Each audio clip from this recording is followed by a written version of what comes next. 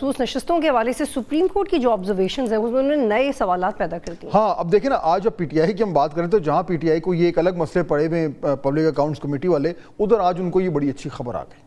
अच्छा, अब कोर्ट कचहरी में क्योंकि ये मामलात इतने ज़्यादा, हमारी जो है ना जुडिशलाइजेशन ऑफ पॉलिटिक्स भी हो गई है। हर मामला अल्टीमेटली जो है वो सुप्रीम कोर्ट में ही जाता है या हाई कोर्ट में ही जाता है।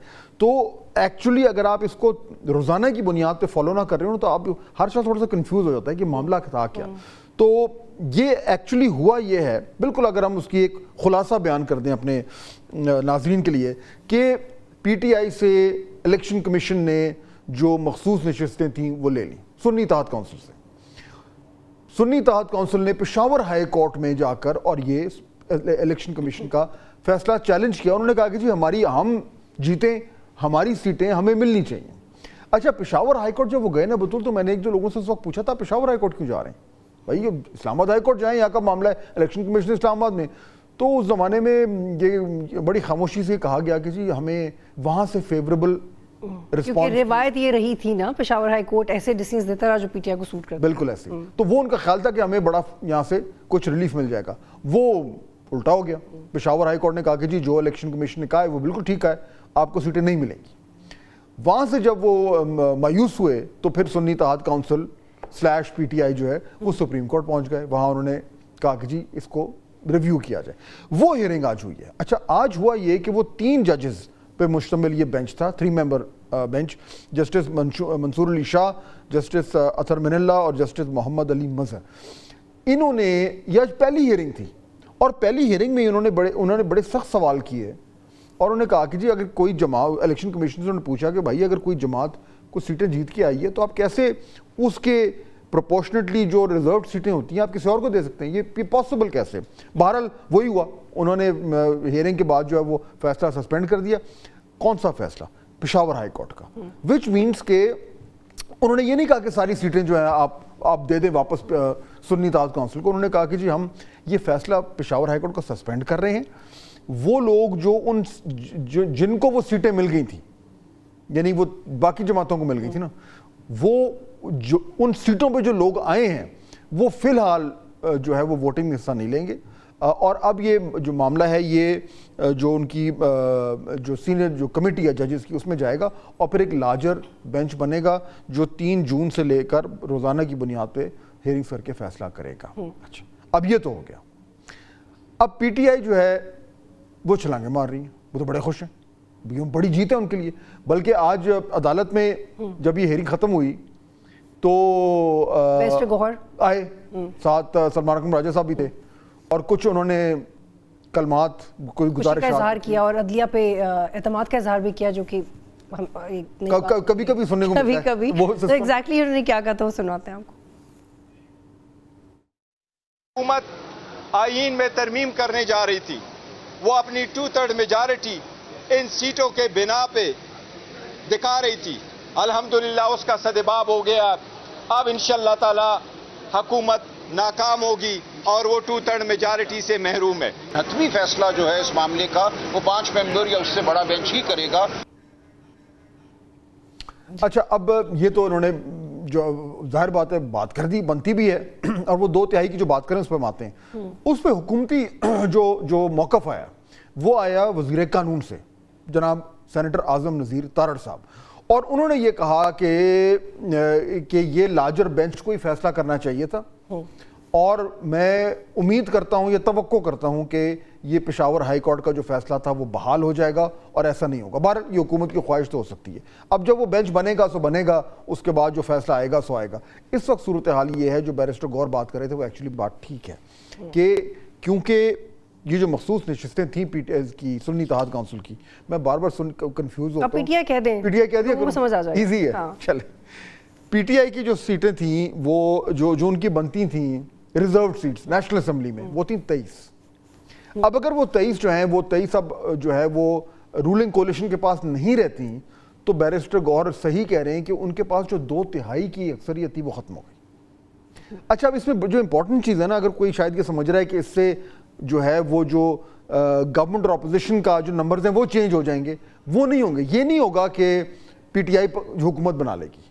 حالانکہ آج وہ اسد قیصر صاحب نے ایک پریس کانفرنس کی، انہوں نے کہا جی ہم تو بس اب آنے والے ہیں، پی ٹی آئی کی حکومت جو ہے وہ تو اب ہم حکومت ہماری بنے گی. بہرحال وہ تو خیر سیاسی بیان تھا. نمبرز کے مطابق یہ نہیں ہوتا کہ وہ میجورٹی میں آ جائیں گے، لیکن 2/3 ختم ہو گئی. Why is that important? سوال تو یہ ہے بڑا کہ 2/3 کیوں امپورٹنٹ ہے، اور اگر 2/3 ختم ہو گئی ہے پاکستان تحریک انصاف کی، معاف کیجیے گا حکومت کی، تو اس سے اب کانسٹیٹیوشنل امینڈمنٹ نہیں ہو سکتی. یہ بیسکلی کہانی جو ہے نا اس ٹائم، اگر سارا نچوڑ ہے نا ساری رام کہانی کا اس وقت کے لیے، وہ یہ ہے کہ اب حکومت کانسٹیٹیوشنل امینڈمنٹ نہیں کر سکتی، آئین میں کوئی ترمیم نہیں لا سکتی. اچھا وہ کیوں اہم ہے؟ اگلا سوال یہ بنتا ہے. اور وہ اس لیے اہم ہے کہ کیونکہ ایک گونج ہمیں سنائی دے رہی تھی بڑے دن سے کہ حکومت جو ہے وہ بہت ساری آئینی ترامیم کے اوپر کام کر رہی ہے. اور حکومت میں بطول میں آپ کو بتاؤں جو ایک کانفیڈنس تھا نا کہ جی ہمارے پاس تو 2/3 میجورٹی ہے، ہم تو جو مرضی کر دیں. وہ نہیں کہتے جنگل کا بادشاہ انڈے دے یا بچے دے، تو یہ کہہ رہے تھے کہ ہماری مرضی ہم انڈے دے بچے دیں، کیونکہ 2/3 ہمارے ساتھ ہے اور ایک پیش تو ہے ہی ہے، وہی تو ایک الگ کہانی ہے. تو اس پہ بڑے بڑے پلانز بن رہے تھے. وہ بھی ٹرانسلوسنٹ ہوتا جا رہا ہے. وہ بھی ہاں ہے تو صحیح، لیکن بہرحال وہ دیٹ فار another day. سو اب معاملہ یہ ہے کہ وہ بڑے بڑے پلانز بن رہے تھے. یعنی ہم یہ بھی سن رہے تھے کہ جی ججز کی، چیف جسٹس کی جو ٹینیور ہے وہ فکس کرنے کی بات ہو رہی تھی. بلکہ رانا ثناء اللہ نے تو کہہ بھی دیا اس دن ایک شو میں بیٹھ کے، انہوں نے کہا کہ ہاں جی بالکل ہونا چاہیے کہ 3 سال کا ہونا چاہیے. اب اس کے لیے آپ کو آئینی ترمیم کی ضرورت ہے، بہت بڑا فیصلہ ہے. پاکستان تحریک انصاف اس کو اپوز کر رہی ہے.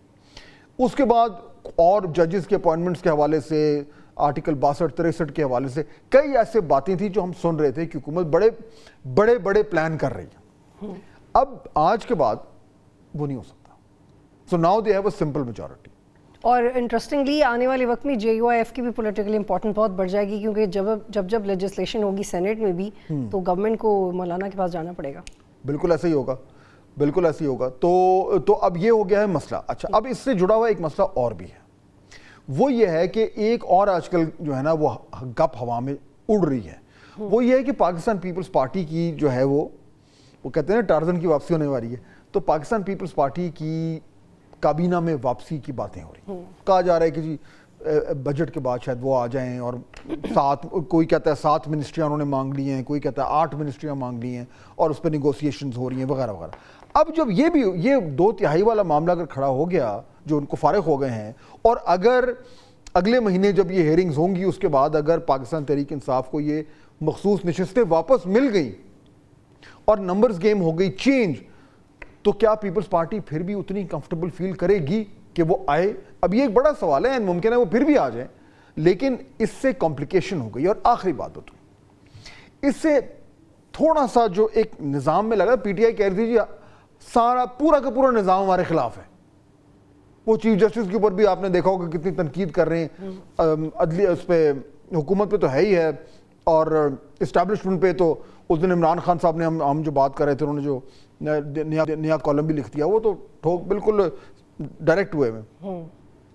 اس طرح کے فیصلوں سے اب اگر کبھی آپ کو یہ لگتا ہے کہ اگر پی ٹی آئی بھی کبھی کبھار کوئی یہ بول دے کہ جی بڑی اچھی انہوں نے، عدلیہ نے بڑی اچھی حرکت کی ہے یا بڑا اچھا فیصلہ، That's music to ears. It's music to the ears. It also releases a lot of pressure and steam. کہ اچھا جی چلو نظام میں جو ہے ابھی بھی بہت سارا ابھی کیپیسٹی ہے کہ وہ فلیکسیبلٹی ہے. لیکن میرے لیے اس میں جو پوائنٹ ہے جس پہ مجھے لگتا ہے کہ پی ٹی آئی آنے والے وقت میں دیکھتے ہیں کام کرتی ہے نہیں، وہ یہ کہ یہ ان کے وکلاء پہ انحصار کرتا ہے مکمل طور پہ. کہ یہ جو قانونی جنگ ہے، ایک طرح کی قانونی جنگ ہے. ابھی تو ان کے وکلاء بری طرح کامیاب رہے ہیں، اور سب سے بڑا ان کا برا فیصلہ یہ تھا کہ ایسی جماعت کے پاس جانا جنہوں نے وہ لسٹس پرووائڈ نہیں کی ہوئی ریزرو سیٹس کے لیے. تو اب یہ قانونی جنگ میں پی ٹی آئی کے وکلاء کیسے پرفارم کرتے ہیں، میرے لیے تو یہ زیادہ I am looking forward to. نہیں یہ بالکل ہے، کیونکہ اور یہ بات بھی آپ کی ٹھیک ہے کہ جو وکلاء ہیں انہوں نے ڈیسیجن میکنگ کو ڈومینیٹ کیا ہوا ہے ہر حوالے سے.